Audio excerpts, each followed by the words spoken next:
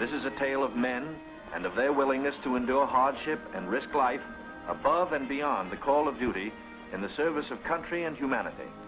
For brevity, rearranged. The President's Cabinet approved the as Secretary of the Navy. James V. Forrestal explains the reasons for the enterprise. There is only one untouched reservoir of raw materials left in the world, and that's in the region known as Antarctica, an area larger than the combined area of the United States and Europe. The American government is sending a naval expedition to that region. The purpose is to train our Navy in polar operations so that it may better perform its function of preserving the peace upon the 7 seas of the world. Beyond that, the American government is seeking to do its share in the discovery and the release to the world of the unknown treasures of Antarctica in the interests of all mankind.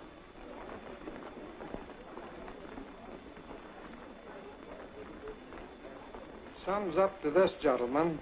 The Secretary has approved our plans, confirming you, Admiral Byrd, as the officer in charge of the expedition, and you, Admiral Cruzen, as the task force commander. And we get what we need. That makes Operation Highjump the greatest polar expedition in history. Admiral, time is going to be our greatest handicap. By the time we get through this very difficult ice pack, the summer will have ended and the fall will have set in.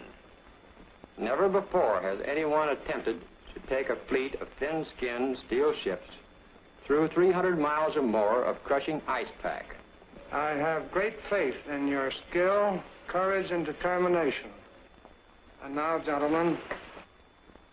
Admiral Nimitz reviews the Optim's plan. The expedition will comprise 3 groups: a central land plane group to explore the interior from Little America, and 2 seaplane groups, the eastern to map that half of the continental shoreline, and the western to map the opposite coast of Antarctica. After the original orders have been issued, 3 months of planning are needed to organize the giant venture. This is Robert Taylor speaking. At the world's greatest naval base, Norfolk, Virginia, ships of the central and eastern groups are loading. The flagship, Mount Olympus, equipped with powerful radio and radar, will serve as the leader's voice of command. Admirals Byrd and Cruzen come aboard to check staff preparations, food, fuel, and clothing for 4,000 men. Byrd greets staff officers who have fitted out the expedition. Not a few vessels, but a fleet. Officers and men, not hundreds, but thousands, and pilots by the score. The Chief of Staff, Captain Quackenbush, calls up the fleet's youngest recruits to meet the admirals, who name them Running Jump and High Jump. The pups are unimpressed by rank. Running Jump and High Jump are first arrivals from the Chinook kennels at Wanalancet, New Hampshire, where sailors are learning the art of navigating dog sleds. Everything happens to sailors. But soon they come to understand and to love the Huskies. They watch their dogs carefully to see that they have enough to drink and enough to eat, and always at the right time.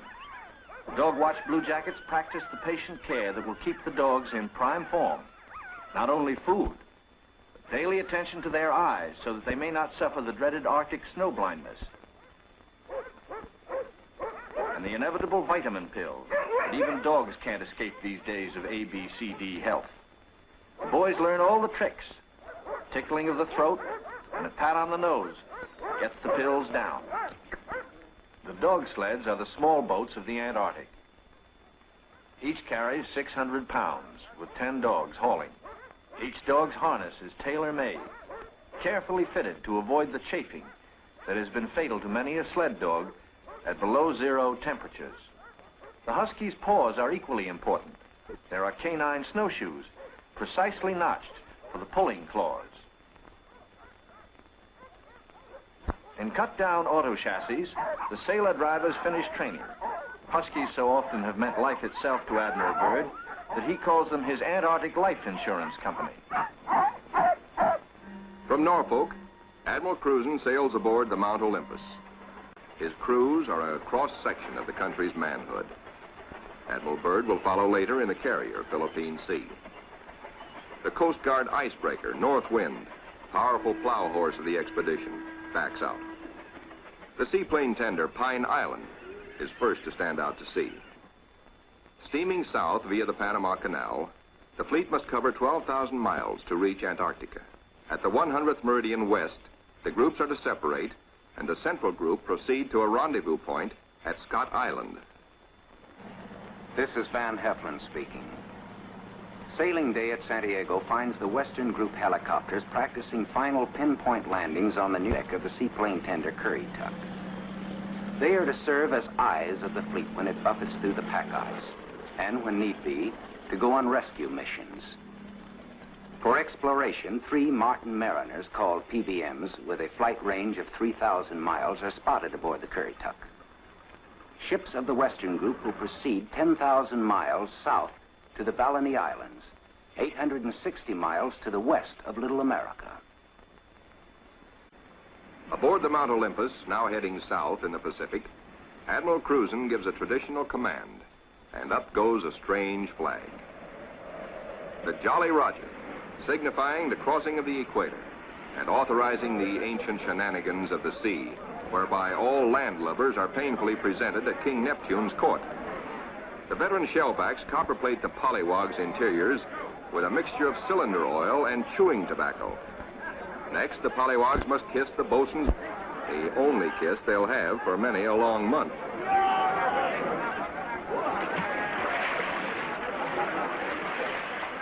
They wind up with a dunking and a final whacking to warm them up, officers and men alike. Wearing the whiskers of Neptunus caninus, Ricky, the veteran husky, presides as the pups become doggy shellbacks. The oncoming shadow of the Antarctic intensifies preparations. Bamboo is split for trail marker sticks. These, topped with flags, will form lifelines to guard the men against losing the trail in blinding blizzards. Small details, but vitally important in the wilderness of ice. The dogs are inoculated against infection. Now the serious business of the sea takes over. Danger menaces the fleet oiler, Cacapon. She must fuel the fleet now to lighten her cargo of 4 million gallons of oil. If storms strike her, plates may warp, rivets shear, and her back may be broken.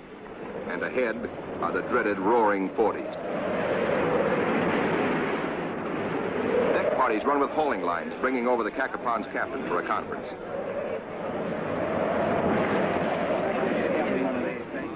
The ships are still on course, forging ahead. But the Cacapon's salty skipper smells storm coming. Few ships travel this lonely ocean, so there are no weather reports. We've got to finish this job fast, he roars, or we'll be caught on a stiff blow. And blow she does.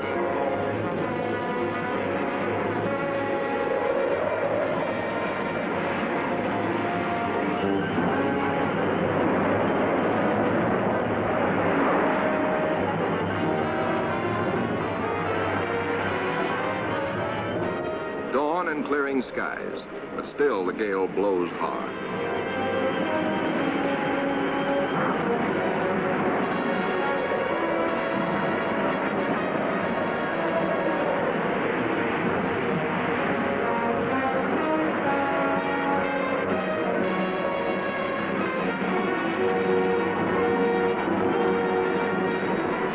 Aboard the seaplane tenders, rolling decks imperil the big seaplanes.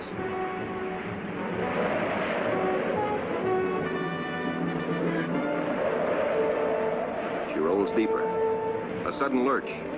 The Navy cameraman taking these pictures is thrown, his leg broken. He swings his camera, catches the nose of one plane smashed in, swings aft, spots another plane overboard, sinking in the wake. Lost.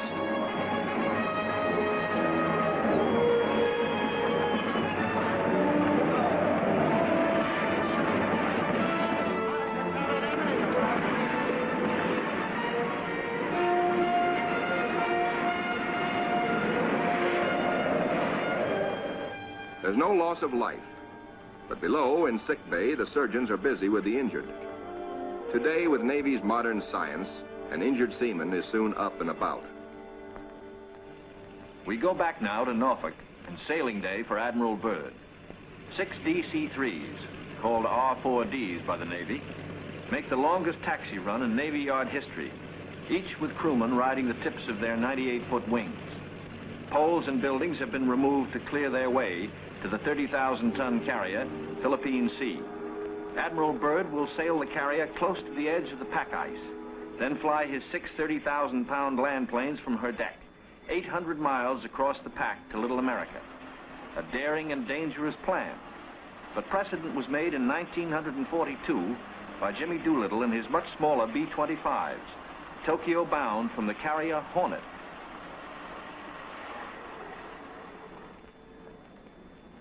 As the Philippine Sea sails on her 10,000-mile voyage, the advance group under Cruzen has voyaged far south.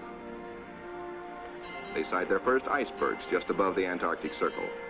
Careful bearings are taken, for the hulls of these ships are no thicker than was the steel skin of the Titanic. The treacherous ice is the enemy now as then, but danger is the sailor's business. His delight is in preserving home traditions, the Christmas tree and Christmas dinner.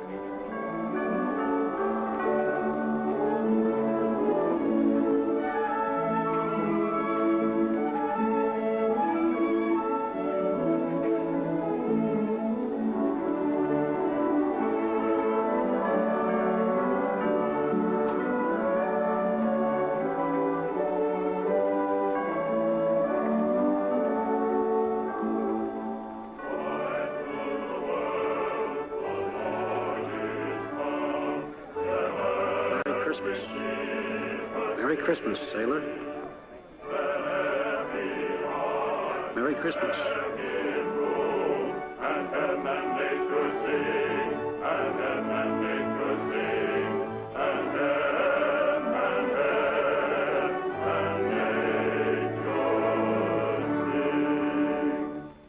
All the while, engines throb, taking the central group deeper into icebound seas. Now, by the far-seeing eye of radar, the bridge learns of land ahead, and flag communications passes the word to the fleet. Scott Island dead ahead, all ships rendezvous. 600 critical miles of their 12,000-mile voyage still to go. The ice pack ahead has been the executioner of many gallant ships. Cruzen summons captains and executive officers for a staff conference. While the staff confers, a small landing boat sets off for Scott Island, named in honor of the heroic British explorer, Captain Robert Falcon Scott, who lost his life a generation ago trying to fight his way back from the South Pole.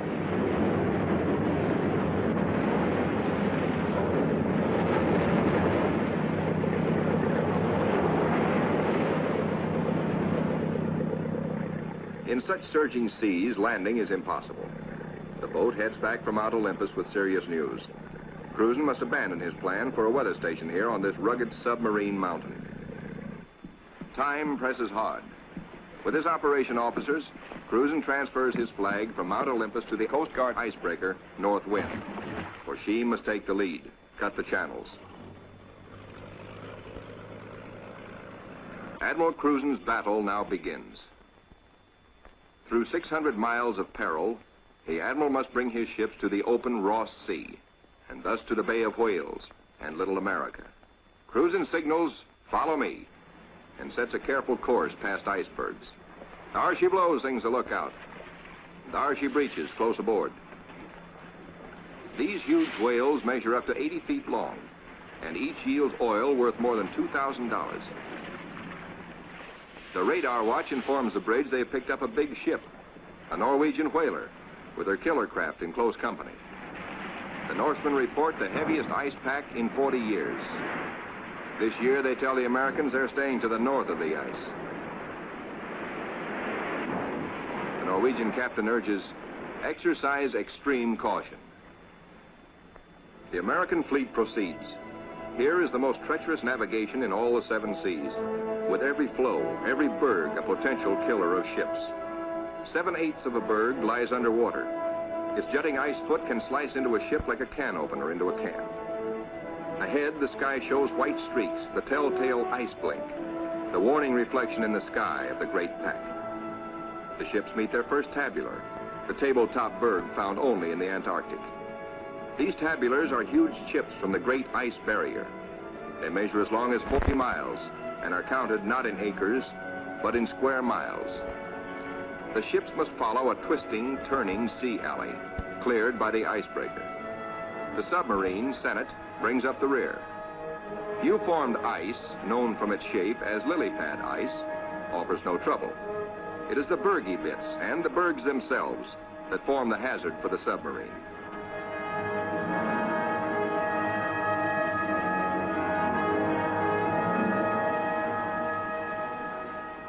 A little Adelie penguin comes aboard as pilot. It rides the deck for 2 solid days. Navy cameramen find new subjects. A group of emperor penguins feeding in the lead.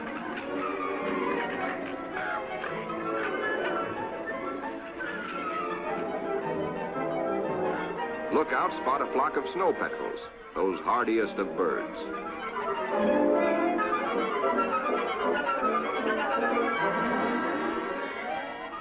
Admiral Cruzen orders reconnaissance by helicopter and himself boards the plane as observer.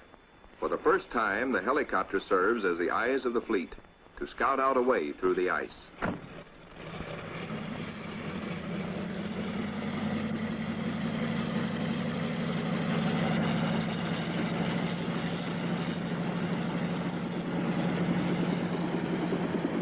Somewhere to the south, Cruzen hopes to locate better going, perhaps a lead heading toward Little America. Beyond the brash ice, the isolated lakes. At last, he sees his lead. Reconnaissance by helicopter has paid off. And just in time, for the helicopter's gas is running low. The long practice hours of pinpoint landing have not been wasted. The Admiral is safely back aboard. Cruzen changes course to head the fleet toward his lead. No open roadstead here, no channel markers. The turn is difficult for the big ships. Now to the men of the fleet comes one of nature's weirdest pictures, the Antarctic twilight. Eerie greens and pastel blues. Men who look grow silent, but long remember.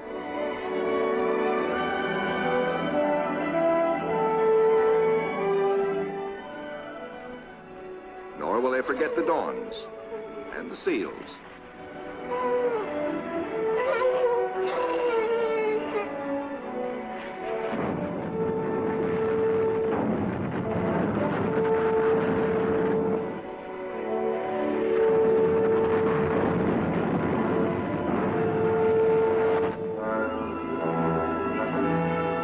Through the pack was to have taken 3 or 4 days, but a week has passed, and the task force has made only 100 of the 600 miles across the pack.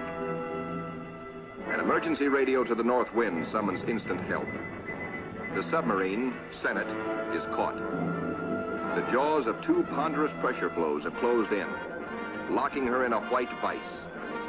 The submarine is in acute danger of being sunk.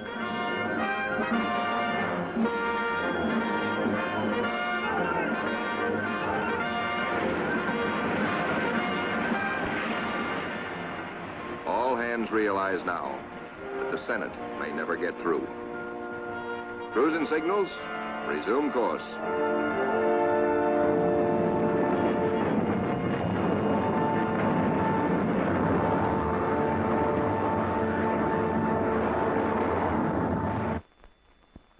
Meanwhile, the Eastern Group has steamed to Peter I Island, 1,250 miles northeast of the main base to be established at Little America.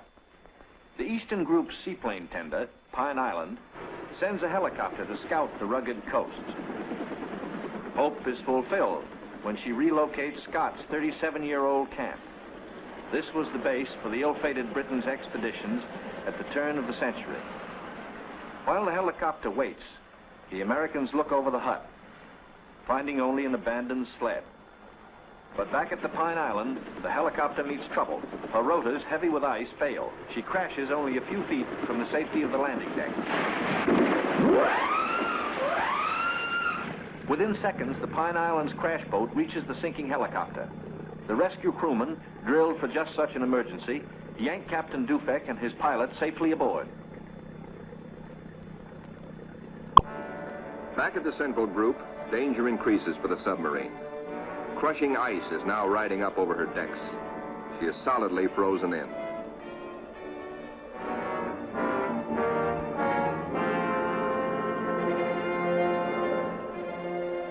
The Senate's situation is desperate. Clearly, she cannot undergo further risks. There are 85 men aboard. The ice locking her in is a solid pressure field spotted with bergs. She must be taken back. The north wind cannot get the fleet through if constantly halted to rescue the submarine.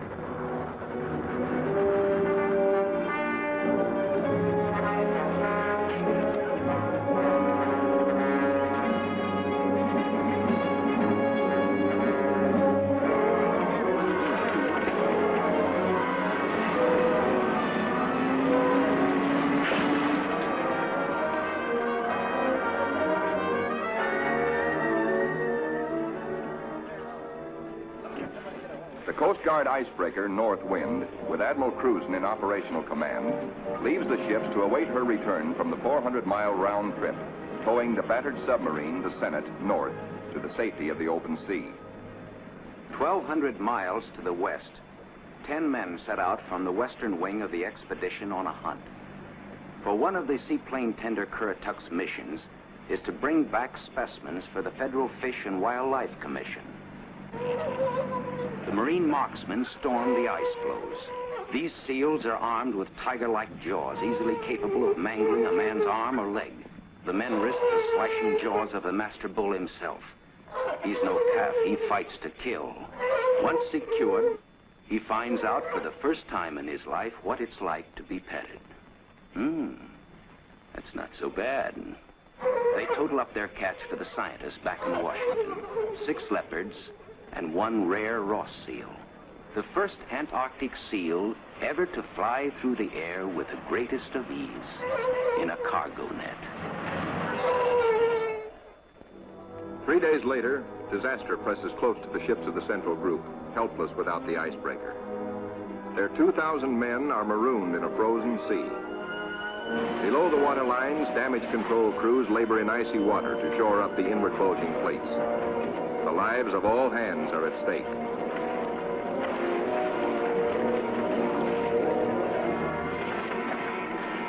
The radio flashes an SOS to Cruzen 200 miles to the north.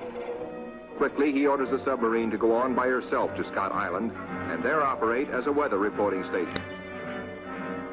And now begins a race against time well worthy of high place in the traditions of the United States Coast Guard.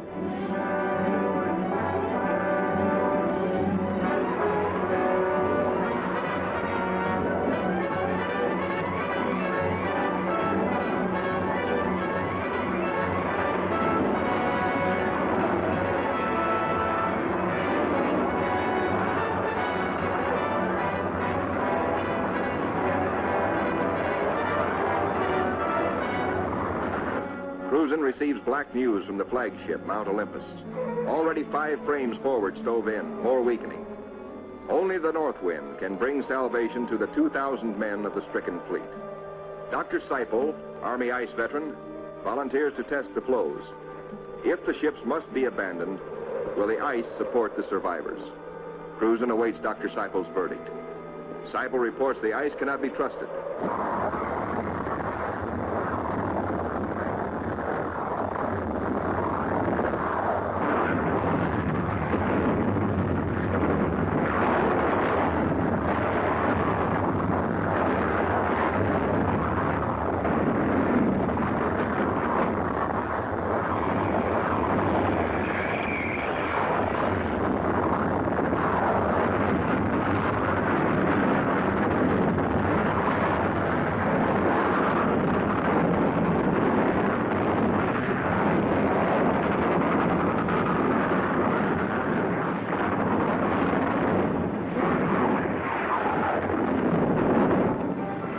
With only 2 miles to go, the icebreaker is hemmed in by ice 20 feet above water, 50 feet below, in an area as great as 100 acres. Hopelessly gripped by the ice, the cargo ship Merrick is now in grave peril.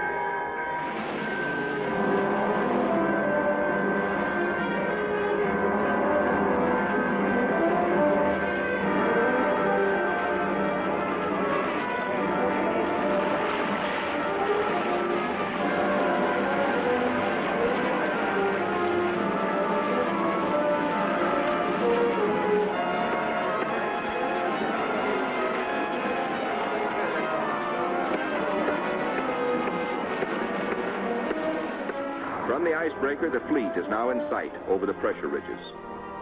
The desperate struggle of the north wind to reach them seems hopeless at times. The icebreaker counts her gain by yards now. Captain Thomas dares passages that normally he would avoid. It's the critical last round, a straight-out slugging match.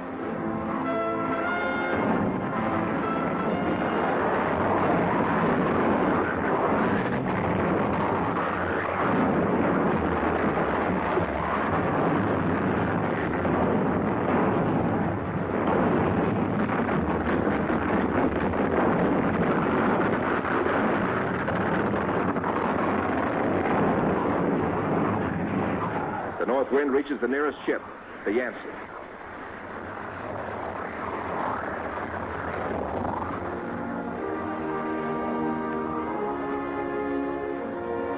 The Coast Guard icebreaker, North Wind, commands the only power operating in the whole frozen fleet. The Yancey and her 500 men are safe. Next, the Merrick, heavy in the water with a hole in her bow below the waterline.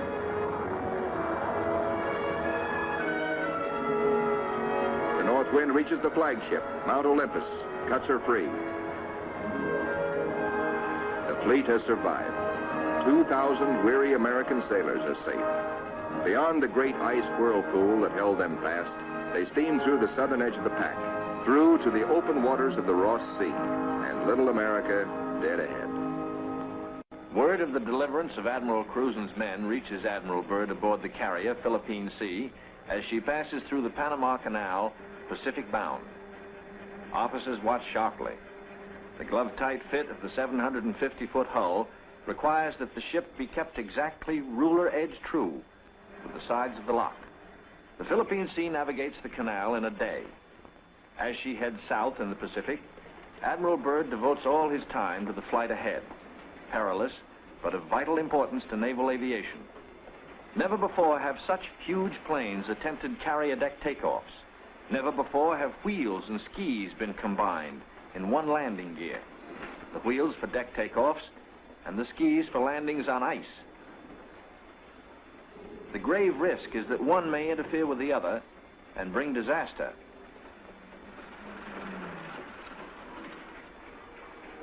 Byrd makes the decision. The wheels will have only a 3-inch clearance between skis and deck. Upon this will depend the lives of 40 men, and he will lead the way. Triumph at last for Admiral Cruzen. The entrance to the Bay of Whales, the famous 400-mile Ross Barrier. The Admiral can now relax. He, an American admiral, has brought a modern fleet for the first time into the innermost waters touching the great unknown continent of Antarctica. This is an historic moment. At long last, Admiral Byrd has realized his dream of many years of reaching little America with men and ships of the United States Navy. Reception committee. Hey, gang, hurry up. Get the big penguins in our bay. Big penguins, bigger than emperors. And big black mountains that move. They walk like us, but not quite the right way.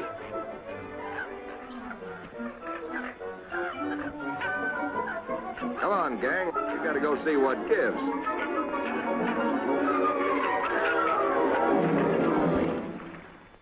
The big penguins and their big black mountains, the ships, are on 24-hour duty, with the first job to secure all mooring lines. Big timbers sunk deep in the ice serve as anchors. They're called dead men in sea parlance, perhaps because they're buried. Slip toggles are rigged for quick release in case ice forces an emergency getaway. Unloading. Reconnaissance planes first, next hauling equipment. The Marine Corps weasels. Heavy-duty caterpillars and trucks, 40 in all. Here are no port facilities, but the Navy shows its self-sufficiency as it did throughout the war in operating at sea without bases or with improvised bases. Here are no docks or roads, yet all freight aboard 3 heavily laden ships is hauled 2 miles over the ice up to Little America. Dogs next. A barking, tugging boatload of huskies. And the pups, growing fatter and bigger every day. All are happy with the welcome smell of snow in their nostrils. This is home. This is fun. But this is work, too, for time is short, and the dogs must haul their share of the tonnage. Halt. Trouble ahead. Pressure ridges block the way inland to Little America. Even the largest caterpillars are stalled. The call goes out for dynamite crews, Navy's trained demolition teams, seasoned on enemy beaches. They must blast the 50-foot ridges, clear the way to meet the expedition timetable. The ridges are deep. The blasting takes hours.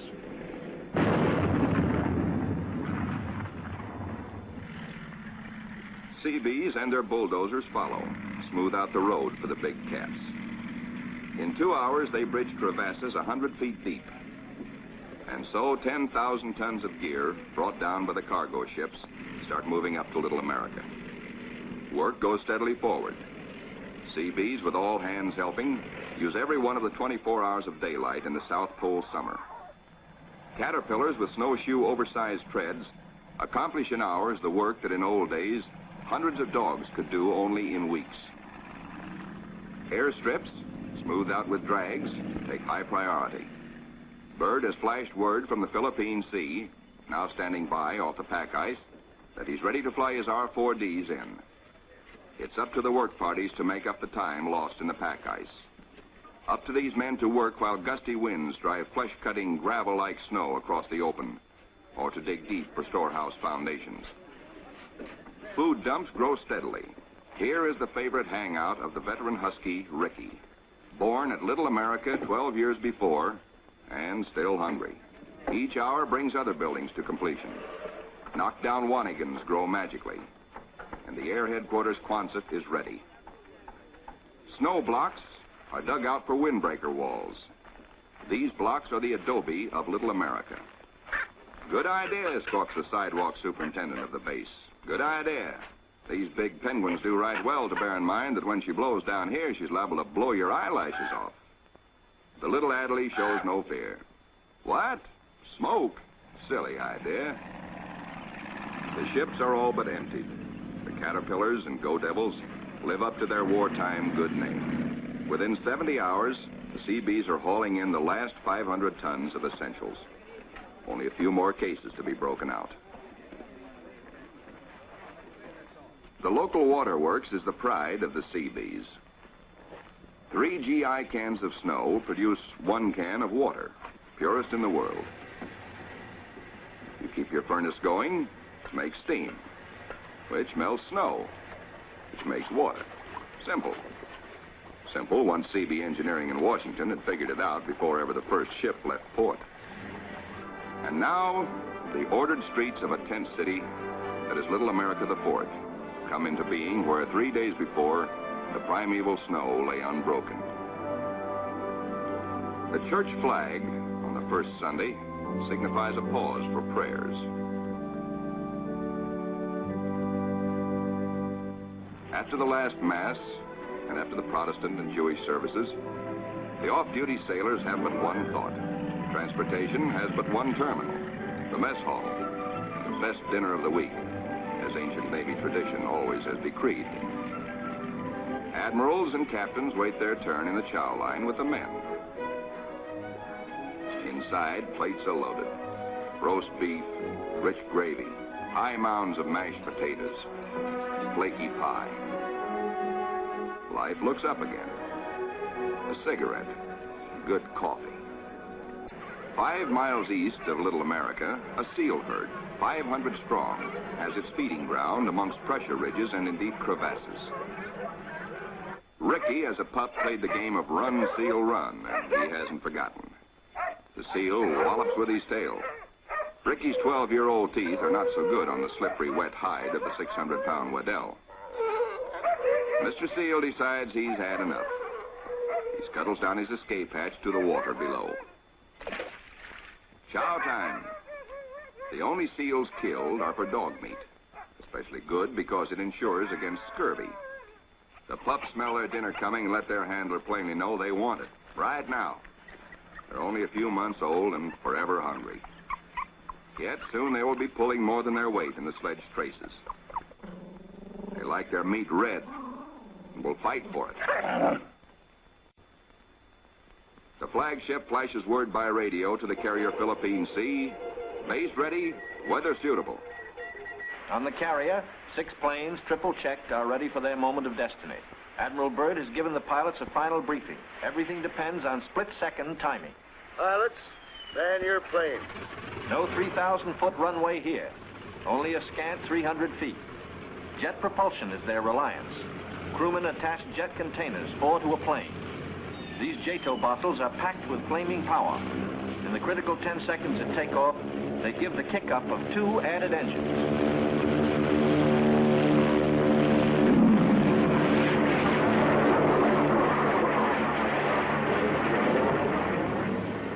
Byrd is airborne in exactly 100 feet.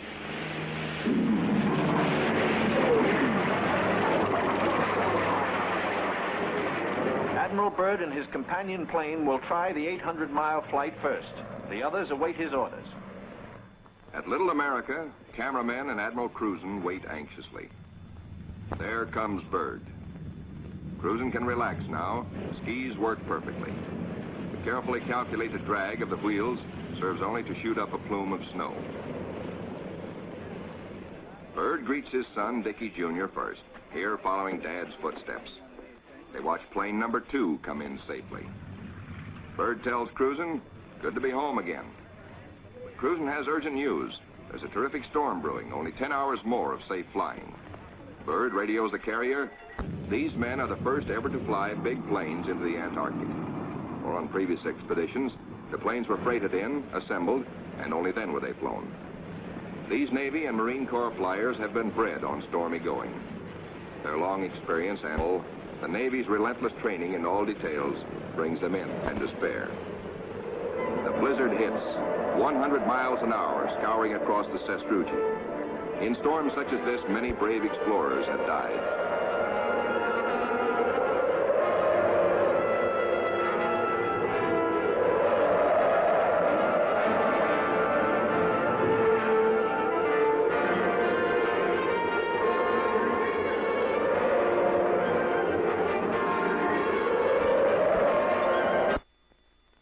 Navy airfields. Fuel for the heaters must be hand-dragged, hand-pumped, hand-fed, with the temperature far below freezing.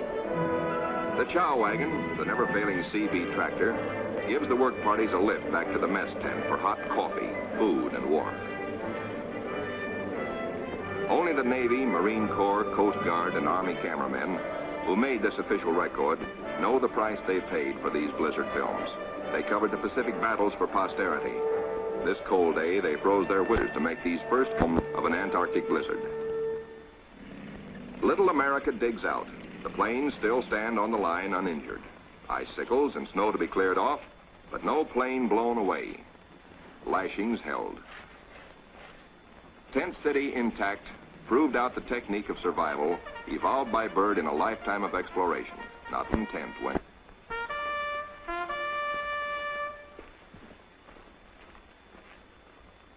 No matter how great the pressure of work, the flag must be raised with a ceremony which is its due.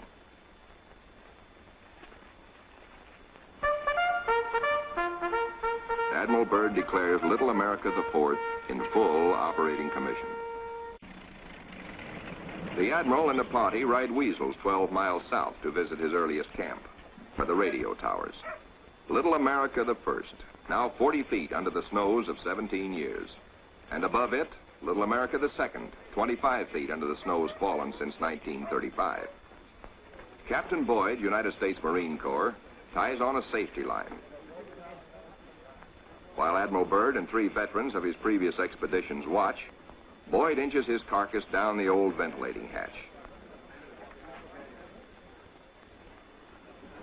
It stood 20 feet in the air when it was put up 12 years before. He pokes a stick up as a marker for the main hatch.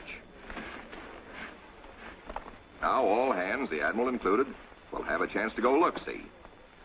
Below, the old-timers find a lantern that lights at once, and all manner of other gear.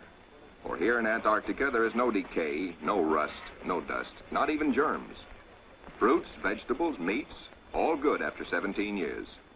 Small wonder Byrd preaches that one day Antarctica may be the world's storehouse, to keep the 7 years surplus for the 7 lean years. Byrd, bringing with him the old corn cob he'd forgotten in 1930, comes up last. He meets heavy going, but he makes it the hard way and seems to like it. Aboard the Mount Olympus, the Navy tries out one of the most important experiments assigned the expedition. Can men survive in freezing water? Men from Mars, members of a special underwater demolition team, wear the new cold water rubber survival suit. In contrast to these skylarking youngsters eating ice cream in the ice, men in ordinary clothing are paralyzed in 6 minutes and die very quickly thereafter. Yet these sailors, wearing only underwear beneath their survival suits, stay in half an hour and come up chipper and warm. On the sunny afterdeck of the Mount Olympus, the expedition's prize penguin catch, the big emperors, are living the life of penguin Rileys. They grow 4 feet tall, weigh up to 80 pounds, and are the only creatures who live throughout the year on Antarctica. Eons ago, they flew. In time, their wings evolved into swimming fins. Their deep feathers are the warmest known. Their feet, thick leather-like pads. On these, they lay their single egg and tuck it up within the body feathers for warmth, to hatch it. In captivity, they must have their vitamins. Keeping them alive for the return voyage is quite a problem, for their bloodstreams have no germ resistance. Their necks are ball-bearing. Strangely enough, the smaller captive penguins prefer their fish fillets. They won't eat live fish out of a pail. The rockhopper penguins are the clowns of the Antarctic. 20 inches high, cocky yellow eyebrows, sassy, and forever hungry. As the men find out, they'll eat their weight in fish every 3 days. The gathering of scientific data ranks high in expedition plans. Admiral Byrd says goodbye and good luck to an over-ice expedition which is to probe deep into the Rockefeller Mountains 300 miles southeast. 2 LVTs hauling supply sledges strike out into the white darkness, their mileage checked by bicycle wheel counters astern. In the mountain rocks, they will seek minerals and ancient petrified vegetation. Hourly, they will record important aerological data. But exploration by plane has priority 1. 1.5 million square miles are to be explored and mapped, and the oncoming winter soon will end flying weather. The wheels come off, for both takeoffs and landings on the ice must be made by skis alone, delicately balanced to feather in the wind, yet strong to stand the shattering shock of landings. Organized exploration on a scale hitherto undreamed of calls for precision timing. Each plane is serviced on exact schedule with 1,200 gallons of high-test gas and with preheated oil tested to function at 80 below. A pressure tank, especially designed for operations in deep cold, pumps the oil into the planes. Daily flights begin.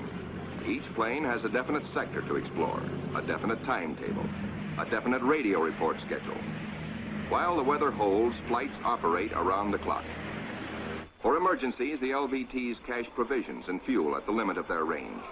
To aviators forced down, to rescue planes sent out to bring them in, these cairns may offer the one hope and may mean ultimate survival. 1,200 miles to the east, the Eastern Group vessels and planes are exploring the mysterious Phantom Coast. Aboard the destroyer Bronson, the commander of the Eastern Group, Captain George Dufek, makes an exploration voyage. He sails close in to Mount Erebus, 14,000 feet above the sea. It is the only known active volcano near the South Pole. Captain Dufek, his mission accomplished, returns to rendezvous with the seaplane tender Pine Island. Personnel transfers to the destroyer must be made by breeches buoy because of rough seas. This officer would probably prefer a boat. The deep roll in the destroyer's outward flaring bow forced the handling crew to wait for the exact moment to haul inboard, lest the man be dashed against the ship's side and killed. It is Captain Dufek's turn next. The line is set higher. The seas run stronger. The ships roll dangerously apart. The line slacks, then snaps taut and breaks. A 50-foot plunge downward. Dufek disappears. Away, lifeboat! Men jump to stations. Lower away. Hurry, hurry. 8 minutes in this icy water means death. Speed is the only hope. The boat sheers clear. heads out fast to the rescue. Captain Dufek reappears. He has managed to inflate his life jacket.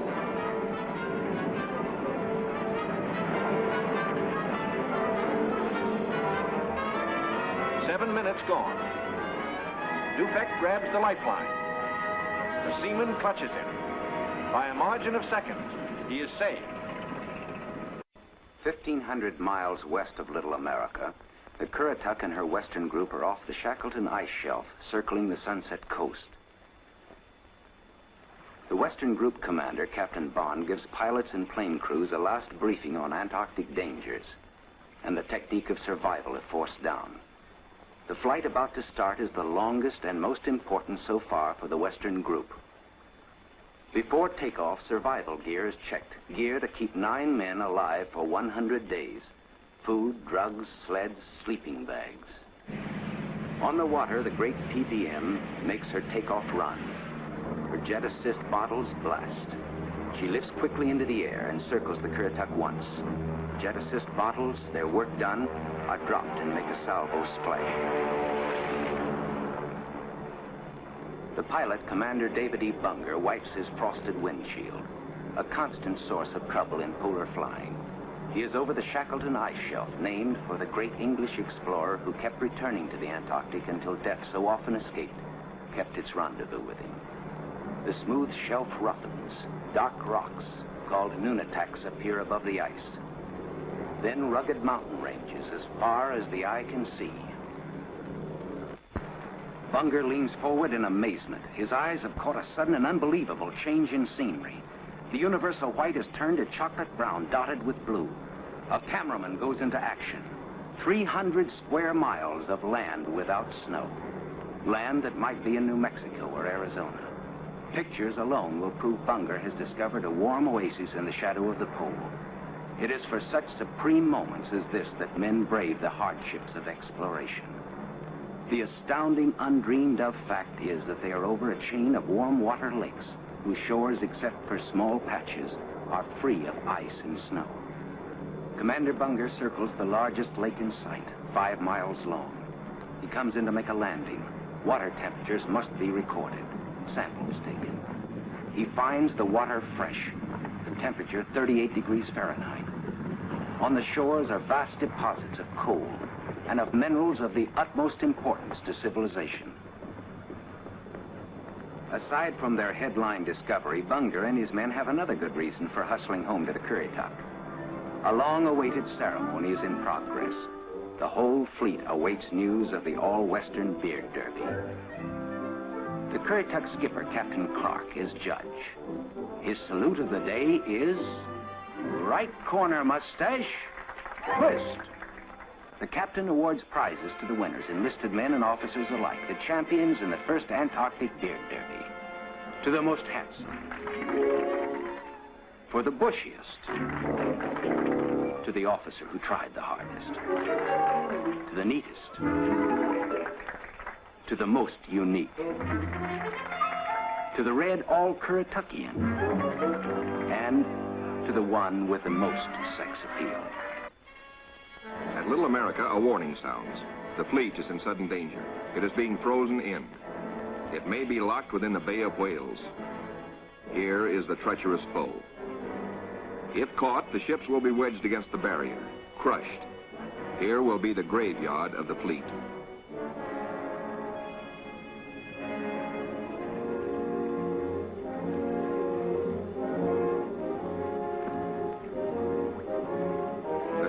Icebreaker Northwind goes into action, ramming, backing, ramming again to break up the crushing floes. Landing craft work frantically to loosen the ice around the ships so propellers may turn without shearing off. One by one, the ships are cleared, get underway. Byrd remains behind with 197 volunteers in grave problems. His most important exploration flights will now lack the powerful directional radio of the Mount Olympus. To get his men out, he must hope the icebreaker can crash her way back in time. Otherwise, he and his men will be frozen in for the 9 sunless months of the dark, treacherous Antarctic winter. Marooned, Admiral Byrd and his staff plan the big flight to the South Pole and far beyond. This is the culmination, the last mass flight.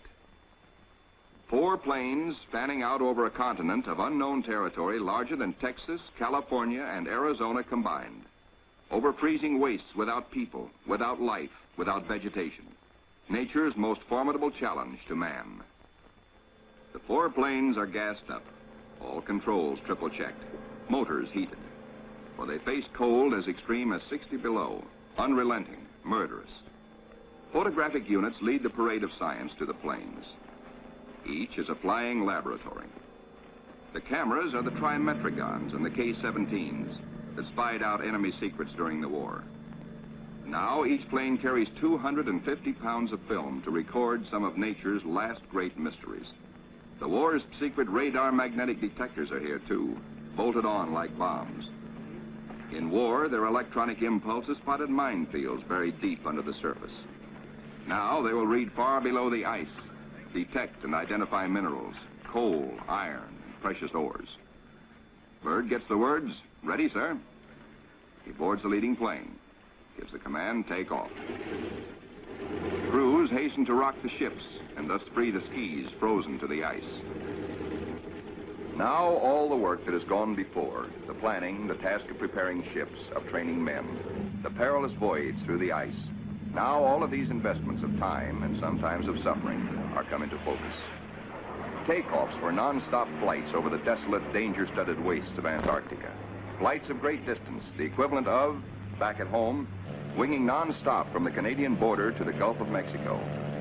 Aviation is all important in the Navy's Antarctic exploration, just as aviation is all important in a modern Navy that must be strong under and above the sea, as well as on it.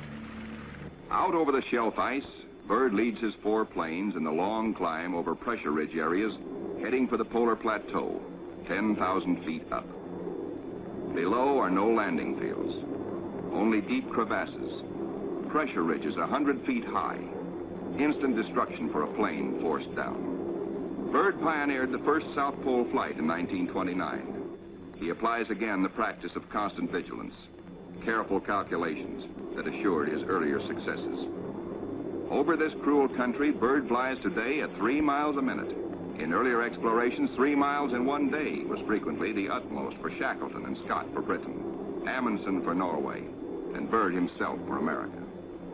The Beardmore Glacier, 200 miles long, 50 wide, 1,000 feet deep, who knows? Byrd checks position by the sun compass. The glacier signals the South Pole itself. Here, Byrd drops the flags of the United Nations, carefully boxed, a symbol of America's goodwill to all nations. Now, beyond the pole, Byrd focuses his cameras and magnetic detectors on land new to him and to all mankind. In eastern group waters, the seaplane tender Pine Island swings out a plane, listed on the fleet's roster as Mariner George 1. Crew members look out. No shadow of coming disaster troubles their young faces. Captain Caldwell, observer. Lieutenant J.G. Frenchy LeBlanc, pilot in command. Lieutenant J.G. Bill Kearns, co-pilot. Ensign Lopez, navigator. And a crew of 5 take off to map the treacherous Phantom coast.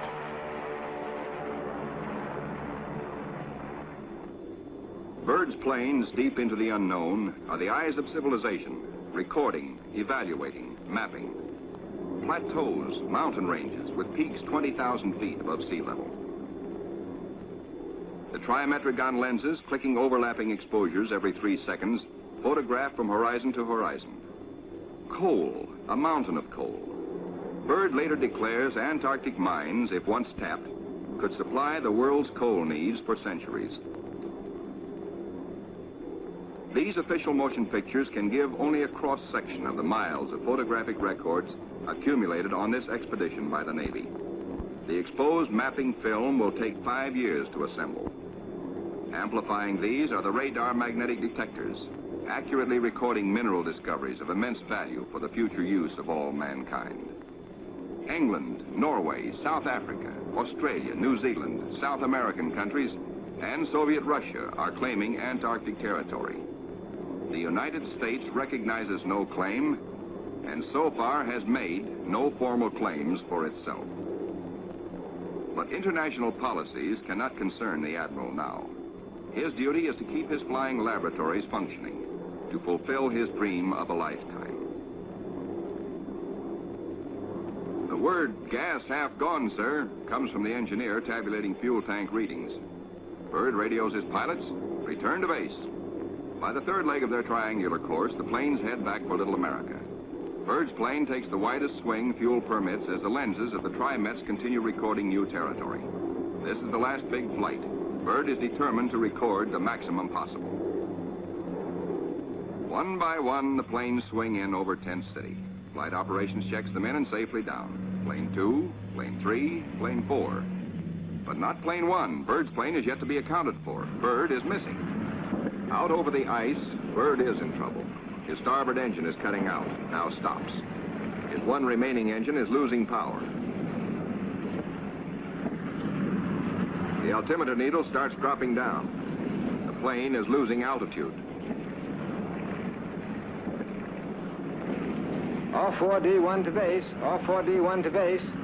Position Q5. Engine out. Losing altitude. The base prepares for rescue operations.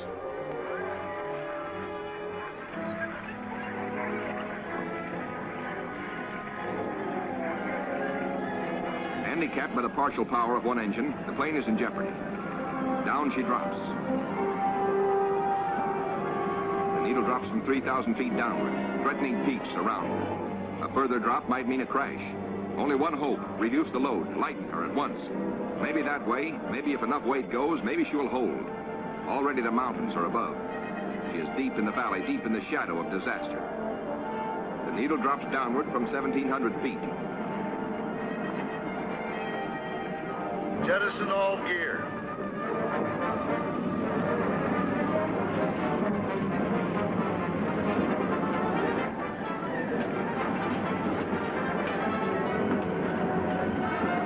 Only the precious films and records are saved. The gamble is life or death.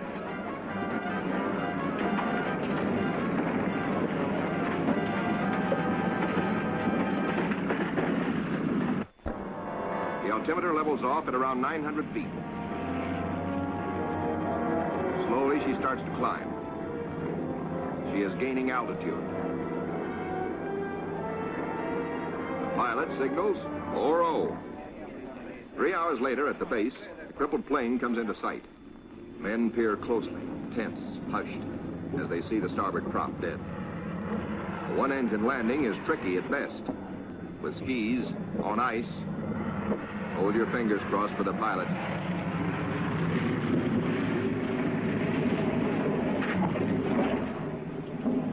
Safe, safe, good going. The greatest exploration flight of all history has ended in success. The flight beyond the South Pole. The flight beyond imagination. But over the Pine Island with the Eastern Group is the shadow of tragedy. Captain Dufek flashes the word by radio. To Eastern Task Group. From Task Group Commander, Mariner George 1 overdue. This group commenced standard search and rescue operations immediately. Grim men with grave news from Captain Dufek. No time now for jubilation over his own escape. No mood for rejoicing. Byrd knows better than any man the tragic import of the message. In the freezing danger of the Antarctic, seconds are hours. Minutes are days. Every resource of the expedition must be mobilized instantly. All planes must take the air. All men stand alert for emergency duty. Over the ice pack, above the open sea, across the barrier. Mariner George 1 is down with men. No radio signals coming through. That means a crash. Search, search, search. Wherever the plane is, it must be found. For maddening, anxious days, fog shrouds the area where the accident most likely took place. Men are frantic. Yet daily, at their own request, at their urging, in fact, the crew of the Pine Island gathers for prayer service. On the 13th day, the weather breaks clear. Dufek sends another PBM into the area heretofore shrouded in fog. At last, in clear visibility, the pilots and men scan water and pack ice along the Phantom Coast. Wherever they are, the 9 men of the George 1 have been lost almost 2 weeks. Hope is thin. 5 hours out, Commander Howell, the pilot, spots smoke. A signal fire. Some are alive down there. How badly hurt? How many live? The George 1 smashed. The wreckage scattered, some of it burned, and a message on the wing. Lopez, Henderson, Williams, dead. No seaplane can land on the ice. Can the survivors reach open water? Powell must drop a message. We'll land Barrier's Edge 10 miles north. We'll drop flags to mark trail. If you can walk it, form circle. If not, form line. Powell knows the gravity of the decision Captain Caldwell must reach. But if the men can walk, a day may be saved. A precious day for the engine. Powell flashes the news. Captain Dufek gets the word and gives it to the Pine Island by loudspeaker. Attention all hands. This is the task group commander speaking. Mariner George 1 has been sighted. Rescue operations are in progress. Powell circles his PBM over the wreckage. He watches for his answer. The huddle of men breaks apart. They've reached a decision. It's a circle. They'll try the 10-mile trek to board the PBM at the water's edge. Powell's crew have the relief gear ready now for the men below. Cargo chutes float the heavy packages down. First aid boxes, rations, skis, blankets. For men hungry, cold, hurt, and losing hope, the chutes are as lovely as shining stars, symbols of life restored, of return to families who've been waiting and praying. Now to mark the trail. The PBM's crew have hundreds of flags, each weighted to land and stay upright. If fog should again close in on this desolate coast, there must be no second disaster, no wandering from the road to rescue. The survivors follow the trail markers. 5 able to walk, 1 on a sled, 10 miles to go. These men are marching out of the shadow of death into the sunshine of life. Aboard the rescue plane, ready to leave the barrier edge, the survivors, 6 thankful men, jerk out their story in bits and flashes. How Henderson, Lopez, and Williams died in the crash and explosion when they smashed up in milk bowl visibility. How they found scattered cans of food, a stove, and fuel to keep it going, and 1 tube of sulfur tablets, just enough to keep Frenchy LeBlanc, their gravely injured pilot, barely alive.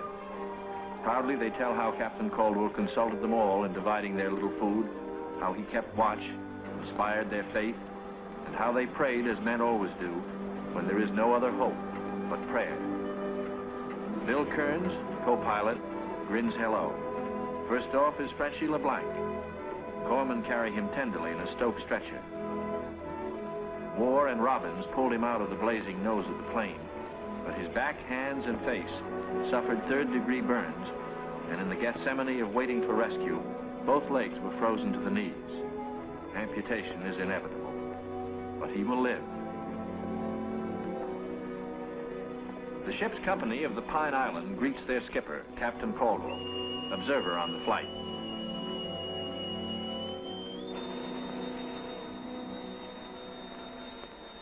He says no ship ever looked so good to him as his own command, as again he sets foot on her decks.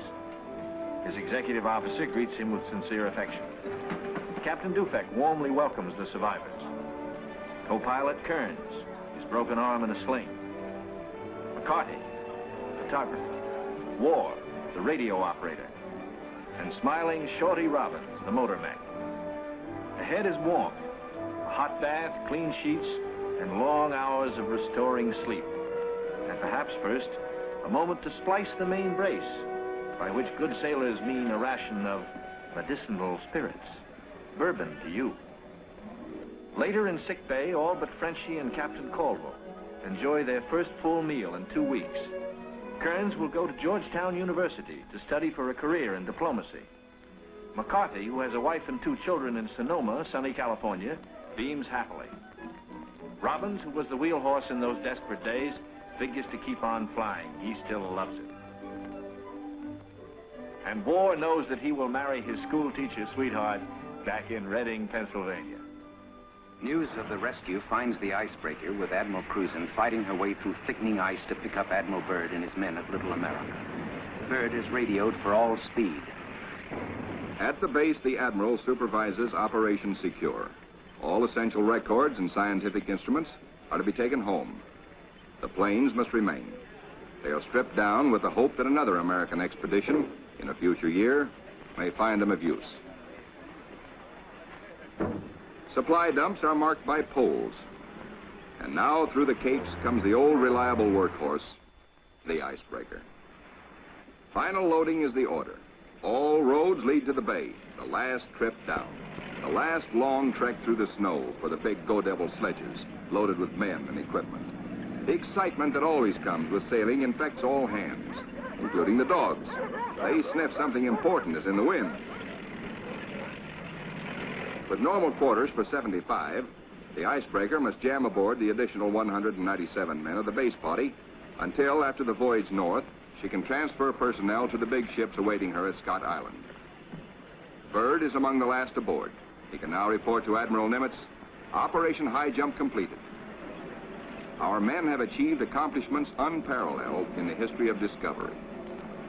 Our central group has flown far beyond the South Pole, mapped 1/3 million square miles never before seen by man. Our eastern group mapped 3,000 miles of coast and charted 40,000 square miles of coastal ocean areas hitherto unknown. Our western group, flying hundreds of air hours, mapped the 4,000-mile Sunset Coast, made the amazing discovery of warm land in Antarctica. In all, the expedition explored more than 1.5 million square miles. Our scientists, by use of the radar magnetic detector, have pinpointed fabulous treasures and resources of great significance for all mankind. The men who did the job, Navy, Army, Air Corps, Marine Corps, Coast Guard, and scientists, are going home. Tired men, the rear guard of Admiral Byrd's intrepid 4,000, veterans of the Antarctic, trained to combat the sub-zero enemy of the polar continent. They're going home to their mothers, sweethearts, wives, children, strong in the knowledge that they have met the Antarctic's heaviest battalions and conquered them. This is to be their lifelong reward, this knowledge and the Navy's highest commendation. Well done.